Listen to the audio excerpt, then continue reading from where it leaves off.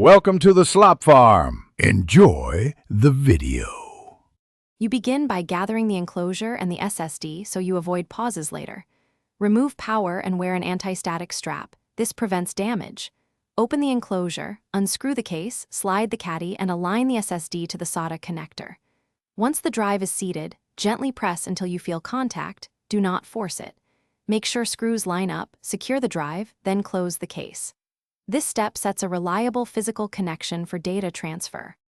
You now plug the enclosure into a USB 3. Export. The faster link minimizes transfer times. Once the system recognizes the device, open Disk Management or Disk Utility to initialize the disk. Choose GPT for modern machines unless you need legacy BIOS support, in which case pick MBR.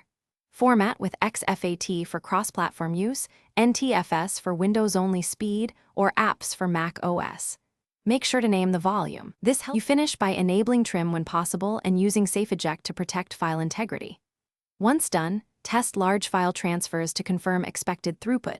If it's slow, check the enclosure chip, USB cable, or port speed, USB 2. 0 will bottleneck an SSD. Make sure the enclosure supplies enough power, some 3. 5 setups require external power. If the drive is not detected, reset the SATA connection, try another cable or computer, and verify the partition table. These steps typically reveal the fault.